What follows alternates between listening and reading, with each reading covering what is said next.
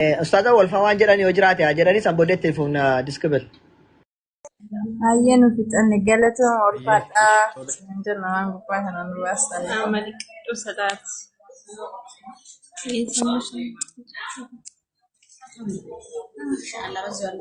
Sagalee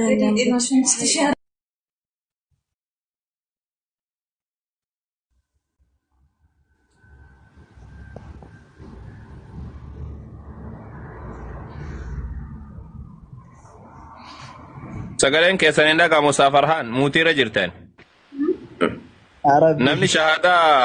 Namni shahaadaan isin bira jiru nama shahaadaa isin bira jiru qofa taphaaf hin barreessina. Taphaaf lakkoofsa tokko hin barreessinaati. Namni shahaadaan isin bira jiru qofti lakkoofsa tokko barreessa. Namni shahaadaan isin bira jiru qofti. Hayyoo inshallah. Jazakumullahu khairan. Ulfaadhaa. Ustaaz lallabattu diskibel faana moo itti fufu? Itti fufaa Ustaz Farhaan. Hayyee. Diskibel jirta? Jira. Hayyee.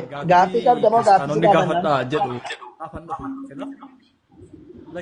Kiristaanonni gaaffii gaafadhaa jedha. Barreeffamni sila ture. Hayyee abshir nu bira bar. Gaaffii irraa fuudhaa. Mana kana dhuftee hin gaafatamtaa.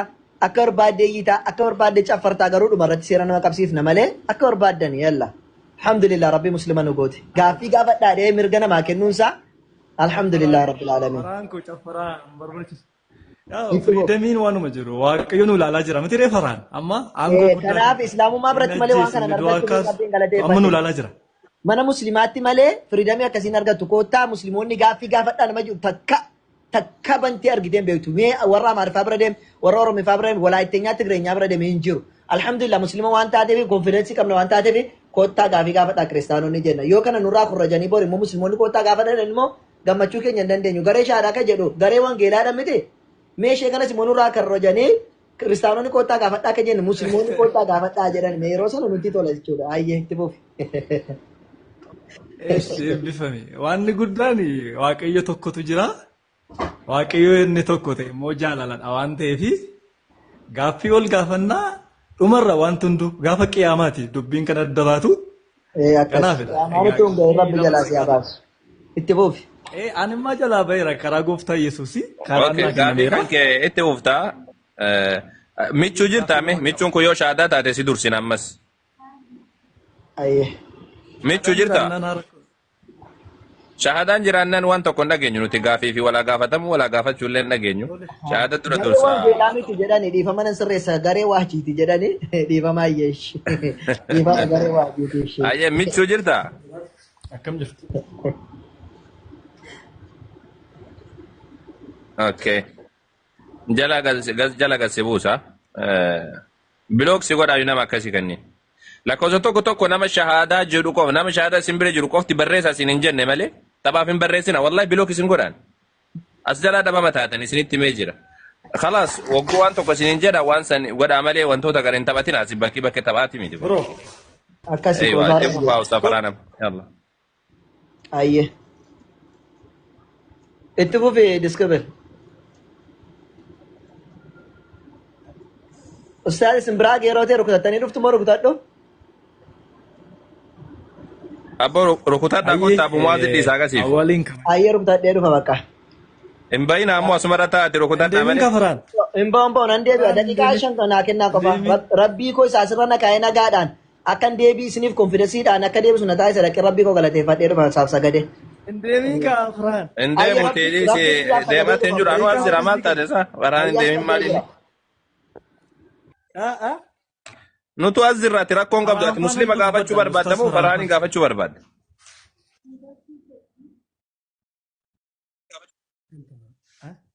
Faraan faanan jalqabee isa faana xumuruu barbaadeen ture. Yaa'u rakkoon tokko hin jiru. Agasitti carraan kenni kaasamoo bara deebi'uutti namoonni dubbanna. Faraan inni eega daqiiqaa 5. Ayyee daqiiqaa 5 eega eeddete eegitoodha. Farhaan tu si qabee jira na fakkaata. Afurri hamaan kun sirraa eebbatamu obbo. Afurri akkanatti Farhaan sirraa sun. Tolii kana wajjin haasaa Abu Mu'aaz mee nama shahaadaa qabu seensisaanii khalaas. Tole ayya inshallah. Tolii kana asobsiisa agasiif ammoo waan takka qofa gaafadha uummata jala jiru. Namni shahaadaan isin bira jiru ana bira jira jedha lakkoofsa maqaa jecha an dubbadhe kana barreessa. Dafa. Namni shahaadaan bira jiru. Ka ofii keessanii qabattan takka ammoo namni isin bira jiru. Lakkoofsa tokko tokko barreessanii azaan gootan.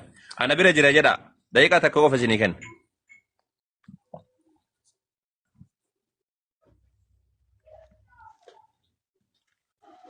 Tole jirtu. Naguma akkam? Fayyaa baga jiraatti. Kiristaana moo Islaama moo Waaqeffata? Kiristaana. Kiristaana keessaa Pheenxee moo Ortodoksii?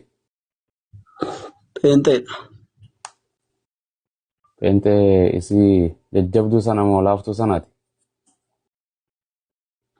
Maali egaa mata duree biraa kee maa gallaree kiristaanni gaaffii gaafachuu dandeessu naan ergadhee seenee sanaaf hin dhufe amma mata duree biraan jalaa akka hin jijjiirre.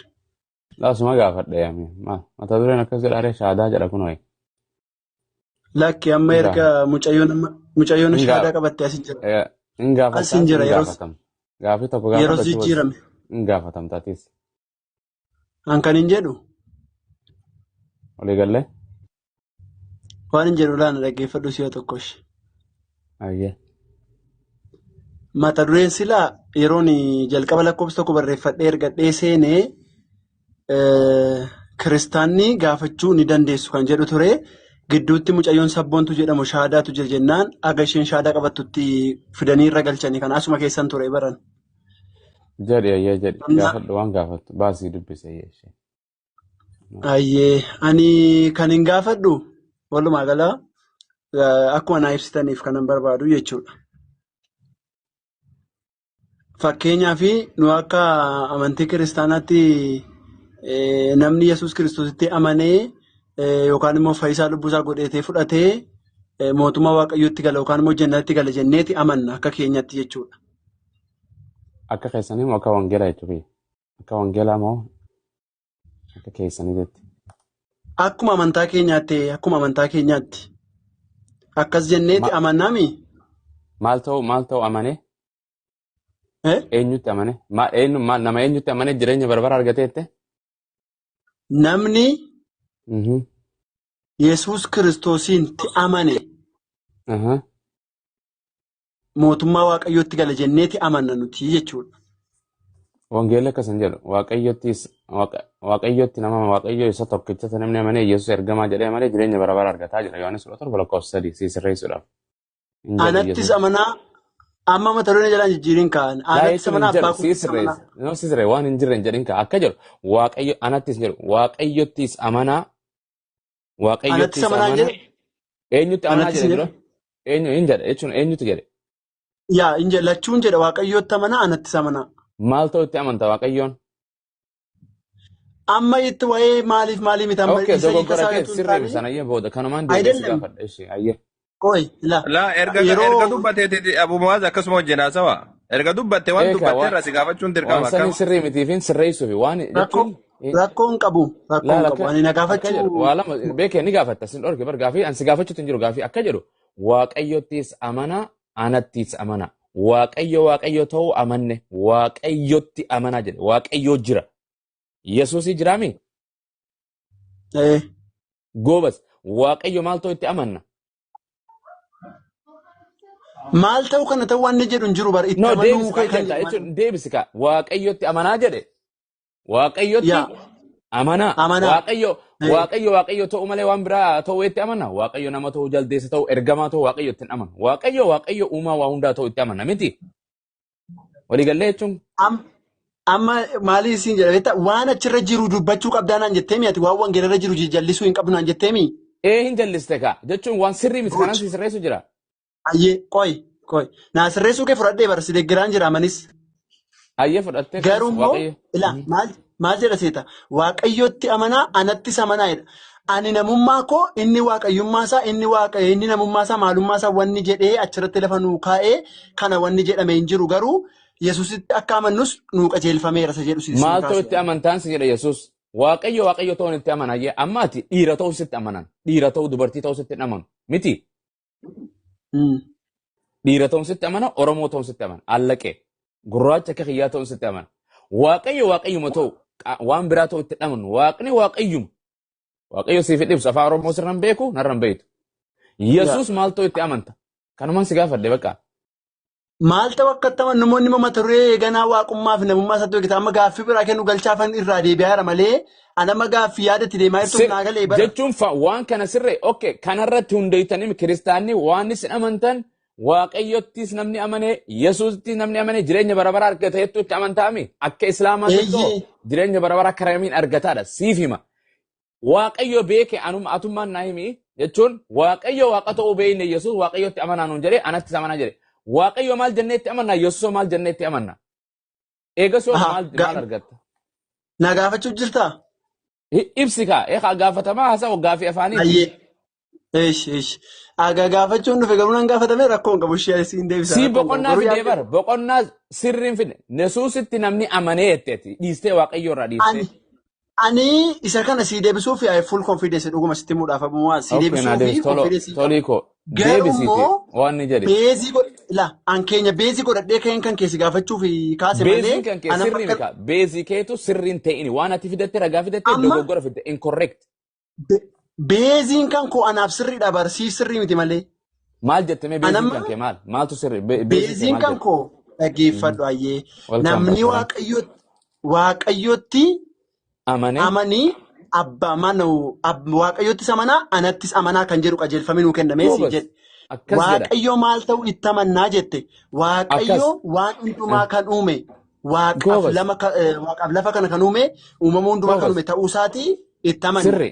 Yesuus Kiristoosiin immoo maal ta'uu isaa itti amannaa isa jedhuuf immoo Yesuus Kiristoos waaqayyo abbaan fooniin kan ittiin mul'ate waaqayyoomti ture sun ittiin mul'achuu isaa namummaa isaatiin ilma jedhamu eenyummaa waaqayyummaatiin immoo waaqayyo ta'uu isaatu itti amanna. Kanaaf Yesuus waaqaa mitiimi? Yesuus waaqaa mitiimi?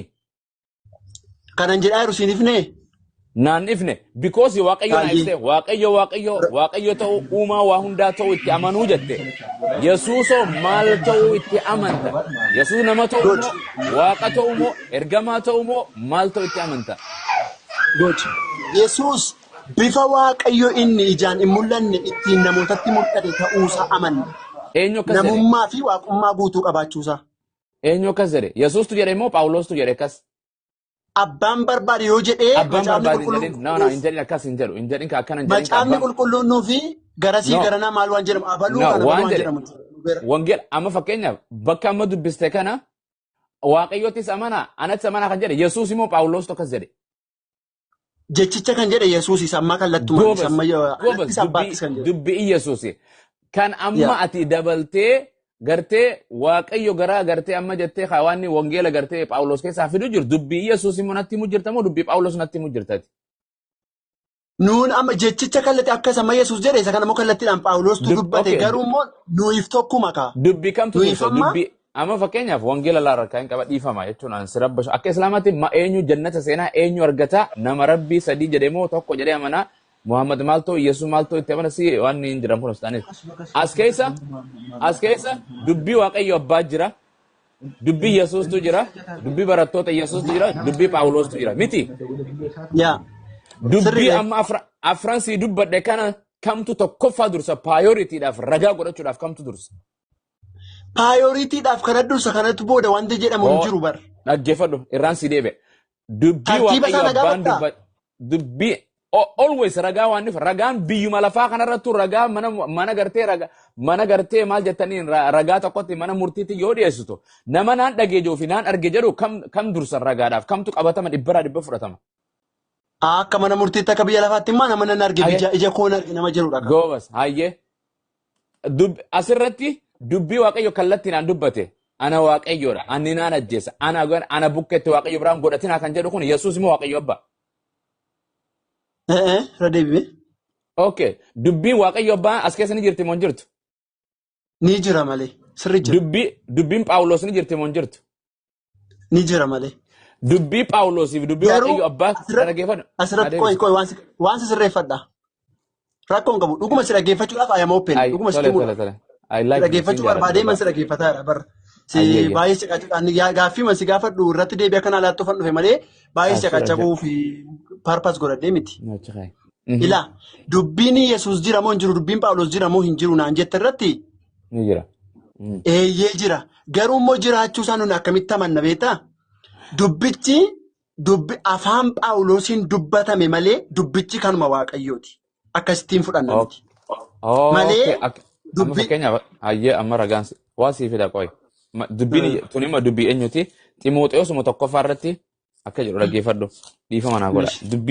Dubbiin tun Yesuustu dubbate afaan isaatiin tana.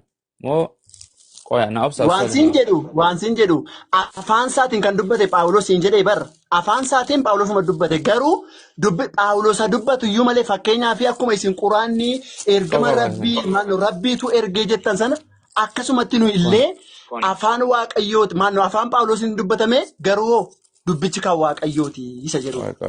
Hundi isaayyuu jalqabaan gadhuma. Akkana jedha dhaggeeffadhu asirratti akkana jedha. Ani Phaawulos dhaggeeffadhu kana Yesuus tokkana jedhe. Ani Phaawulos jaalala Waaqayyootiin ergamaa Kiristoos Yesuus ta'ee akka abdii jireenya isa karaa Kiristoos Yesuus argamuutitti kana caafuu kootii jedha. Dubbii kana Yesuustu dubbate moo Phaawulos? Hoomaan nageenya barnee torkisi qabee ture abumoos. Waa tokko illee nagaamne. Hayya. Okay, rasii deebi'a. Nagaan isiniif haa ta'u jedha. Gartee nagaa gaafata akka jedhu. Ani Phaawulos jaalala Waaqayyootiin ergamaa Kiristoos Yesuus ta'ee akka abdii jireenya isa karaa Kiristoos yoo gartee Kiristoos Yesuus ergameetti kana caafuu kootii jedha. Dubbii kana dubbii afaan Yesuusii baate moo dubbii Phaawulos? Maal kun isanni caafuuf dubbichi inni itti fufee jira bar kun ofiisaa seensa isaatii bar. Dubbiin kun ani Phaawulos kan jedhe Yesuus immoo Phaawulos. Isa gadii moo itti fuftee turbistee Phaawulos dubbatti siin jedhee bar dubbachuusaa siin mormineen. Dubbiin afaan tanumee Yesuus naan jette. Ani Phaawulos jaalala Waaqayyootiif kan jedhu kun jiru kun Yesuustu dubbii Yesuus jedhe Phaawulos jedhe. No, Phaawulos matu ofiisaatti dubbataa jira. Ofiisaatti dubbata. Phaawulos. Okay, na deebiste. Yaa garuu ofiisaatti malee inni kun ofiisaatti seensa ofiisaatti seensa isaati. Ofiif jedhe dubbuma isaati malee dubbii Yesuus hin laallatu. Waan jedhe kanaaf waan si jedhe amma ofiisaa ibsuu jira mi Abumuwaaz yoo dhuguma qajeeltootti wal keenya ta'e inni kun ofiisaa ibsuu jira waan inni dubbatu barbaade kan Waaqayyooti kan siin jedhu dubbii kun sagalee Waaqayyooti moo sagalee dubbii Phaawulos? Jecha nama dubbate kan inni of ibsu moo? Akka waannes keessa jira kun hundi sagalee Waaqayyooti moo sagalee namaatis keessa jira? Guutummaatti sagalee Waaqayyooti lafa isaan ofii isaanii dursa eenyummaa isaanii ani Phaawulos kan jedhu sagalee Waaqayyooti. Kun sagalee Waaqayyoo akkamitti taaree Phaawulos ofii isaa dursa ibsee waan Waaqayyooti. Dubbii Phaawulos naan jedhe ka dubbii Phaawulos tolaa koosi jaaladha bira kunne amma fakkeenya sii godha fakkeenya salphaa Phaawulos as dhaabbatee Yesuus as dhaabbatee Yesuus hin deemin jedha Phaawulos deemi jedha. Kam fudhatta ajaja kam fudhatta? Maal jette? Phaawulos isas jira. Qulqulluu Phaawulos kanas jira. Qaamaan wal bira jiran. Eeyyeen Yesuus Kiristoos hin deemi mana sagadaa kanaan bahin jedha Phaawulos baha jedha. Ajaja kam raawwattaati? Dursitee? Akka personaalitti qaaman odoo na bira jiraataniiti. Yesuus Kiristoositti waan namanuuf kan Yesuus Kiristoosiin fudhadha. Tole, arra wangeela keessattuu Yesuus Kiristoos kana raawwadhaa jedhee Phaawulos kana raawwatinaa jedhee ajaja kam fudhatta akka arra? Kun hin jiru kun. Sii kannaa kam fudhatta? Ayyee baasi. Dura naa himi kam fudhattu? Kan Yesuusan fudhadha kaa. Goobas deebiste naa kaa bakka. Naa baasi kaa. Allaqe. Naa deebiste. Okay, Yesuus Kiristoos barsiisaan keessan okay. Barsiisaan kan kee Yesuus immoo Phaawulos. Barsiisaan kan koo. Barsiisaa jedhamanii yaa barsiisaa jedhanii Phaawulos immoo Yesuus. Yesuus. Okay. Bakka Phaawulos barsiisaa makaati miti kaa. Phaawulos barsiisaa keeti? Phaawulos dubbima Yesuus barsiisaa mire barsiisaan keenya. Barsiisaan kan keenya yaa barsiisaa yaa gooftaa ati barsiisaa dhugumaan karaa Waaqayyoo barsiisa akkana kan. Ragaa kana kennaaf Ximootoos lafa lakkoofsa 11 Faraan ውስጥ እንዳገባ ውስጥ ልገባ አይደለም ረጋ kana ነው እሱ ረጋ ወይ No, this dhuguma isaa yaada walii facaasuun gaarii miti. Naqina lallabee bara. Yaada walii facaasuun gaarii miti. Dhuguma tasgabboofnee haasa'u jirra. Itti dabalee mana gaggeessaa keessan duraan galiinatti dhiisi. Yoo barreessee keessaan itti miragaatti immoo barbaadde keessumaatti rakkoon qabu. Lakkoofsa 10 isanii?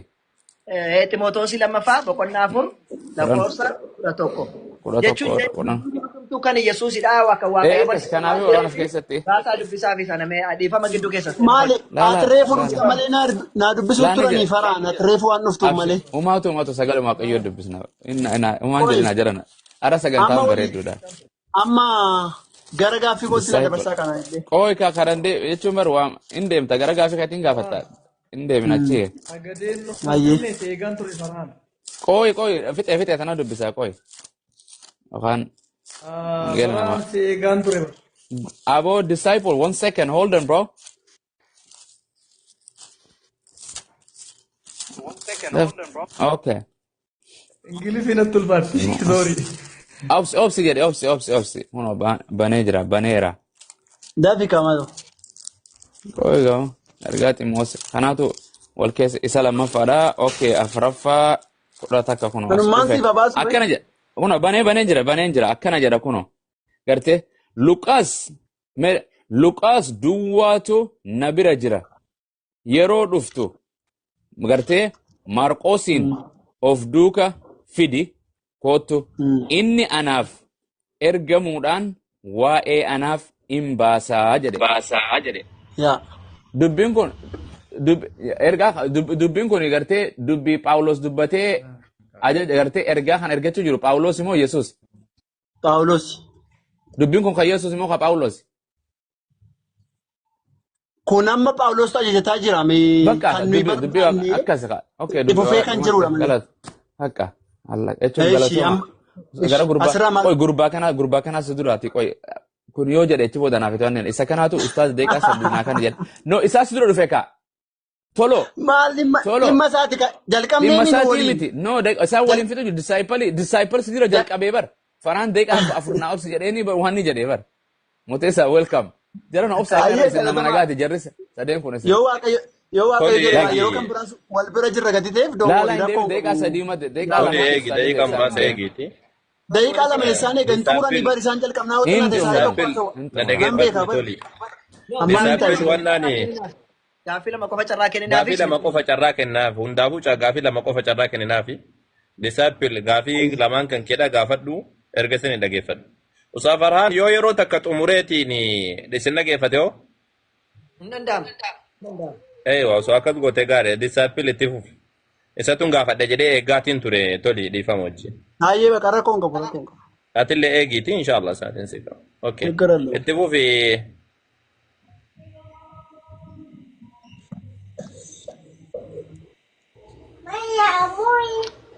Jirta isaa?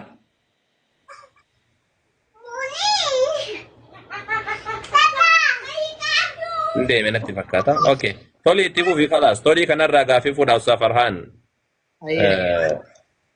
Gaaffii lama gaafadhu dhageeffadhu toli. Ayyee.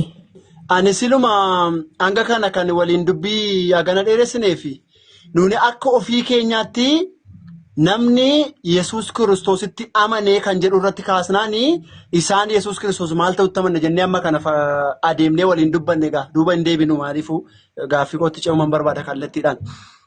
Walumaa gala ragaan namni tokko amantaa musliimaa erga qabatee booda fakkeenyaaf amantaa musliimaa kee itti seenee fudhadhee sirna siraata achi keessa jiru hundumaa raawwadhee ragaan koo qulqullinaan jala muramaadhaan mootummaa waaqayyoo yookaan immoo jannata akkan seenu ragaan jira. Jala muramaa akkan jannata seenu ragaa yoo jiraate gama kanatti tunaa ibsan jechuudha ragaa naadhaa ta'e nan barbaada. Ayyee galatoomii sagaleen koo dhagaamaa irratti fakkaata. Inni gaafatee muslima namni ta'e tokko muslima hojjetee hojii gaarii hojjetee hojiin koo yoo kan jala muramaa ta'e yookiin hojiin koo kan badii tokko hin qabu yoo ta'e jannata nan galamoon galuudha. Walumaa galatti hojiin kee dogongora miti rabbitu si ilaala sun dogongora qabu jettee kan laaltu miti sun akkasumatti haa dabarru garuu namni tokko rabbi subhaanahu wa ta'aalaatti ergamane jannatan gala maaliif jennaani ergama rabbi sallallahu alaihi wasallam sahih muslim 202 irratti jannata lubbuu muslimaa malee kan galtu tokko hin jirtu jedhanii lubbuu muslimaa akka jannata galtu dubbatan tokko jedhe lammaffaa rabbi subhaanahu wa ta'aalaa boqonnaa 20 lammaffaa lakkoofsa كل لما الرتي ما جاءني ربي سبحانه وتعالى إن الله يدخل الذين آمنوا وعملوا الصالحات جنات تجري من تحتها الأنهار الله سبحانه وتعالى والرئيس التأمنه هجي وانقاري وجت جنة جل شيء لقياتو ربي سبحانه وتعالى إسان قال تجري كان بدأ بلي ربي سبحانه وتعالى قرآن إسان كيستي وقلنا فتمي تربى لقوف سقط الرتي إن الله يدخل الذين آمنوا وعملوا الصالحات كان بدأ بلي ربي والرأمن الله تي هجي وانقاري لقان جنة إسان قال شاجر كان برات ربين وعدا مسلموتا قال بقولنا سلقفا كيستي مال جده وعد الله المؤمنين والمؤمنات جنات تحتها الأنهار ربي سبحانه وتعالى ور مسلمة إيرافي مسلمة دبرتوتا ربين جنة جرى قال شده وعدا إساني في قال جراجر فالله كان مور منافقوتا ربي سبحانه وتعالى أبدا إسان قال شاجر ومرت بكن ستغرسي سبر بادو ربي سبحانه وتعالى سورة بينا كيستي مال جده إن الذين آمنوا وعملوا الصالحات والروان أمنا ربي سبحانه وتعالى جروان أمة تعالى جده أمة تعالى جده درو ور كفران جده من أهل مال جده لم يكن الذين كفروا من أهل الكتاب والمشركين منفكين حتى تأتيهم البينة رسول من الله يتلو صحفا مطهرة فيها رسول من الله يتلو صحفا مطهرة فيها كتب قيمة جله إن الذين كفروا من أهل الكتاب والمشركين في نار جهنم جل ور أهل الكتاب والمشركين أبدا كيس بربران قالوا جده أولئك هم شر البرية جميعكم عبد الله روح يلا جيبي دي فما قد مجاتب اللي جلا دربته يلا روح حبيبينا يلا جركوني أبدا بربرا كيس جرات ورجع بوديمو إن الذين آمنوا وعملوا الصالحات يساوون أمانني وجوان قاري دلقني أولئك هم خير البرية جر أمة فلا تمتور جدك جزاؤهم عند ربهم جنات عدن تجري من تحت الأنهار خالدين فيها أبدا جد مال جد وركسيكون جد رب جزاء ثاني وكم من داني ثاني جنة كيس إنسان قلشة بربرا نسا كيس جالته جراته رضي الله عنهم ورضوا عنه وجي جر وجيت ربي إنسان الراجع التي جرا جر سمو وار رب جنة إنسان قلشة إنسان الراجع التي جرا جد كناف رب سبحانه وتعالى قرآن سورة الفجر في ستة يا أيتها النفس المطمئنة ارجعي إلى ربك راضية مرضية فادخلي جنتي مال جده فادخلي في عبادي وادخلي جنتي يا لب رقاتين أبت لب مسلمتاتي هو جده ربي سبحانه وتعالى مال جده غرغر بوتنكو غارتاس دبي جنة كل سنه ربي سبحانه وتعالى كناف نم تكو ربي تامنه وجوانغا غارغا لگه جنة قالو شكي تكو هنقبو يوسن الرتك دوتو تاتي وجيك كربي سبا قبلو تاتي جچود Galatoomii baay'ee ati akka nama Arabiffaa waan hin beeku wayitti baay'inaan Arabiffa fayyadamtee yaa gaaffii koo lammaffaa gaafan si gaafadhu yoo amma dandeesse afaan Oromoo natti himte natti tola. Galatoomii. Akka ati amma natti dubbattetti namni amantaa musliimaa ta'ee hojii gaarii hojjete kamillee jannata galuu akka danda'utti lafa naa keesseettaa jechuudha. Akkasittan hubadhe yoo dogoggora ta'e na qajeelchuu dandeessa. Musliima ta'ee namni amantaa musliimaa qabatee hojii gaarii hojjennaan jannatatti akka galu shakkii tokko akka hin qabne lafa naa keessee. Sirriidhaami? Rabbiin hojii isaa irraa qeeballaan jannata akka galu. Good.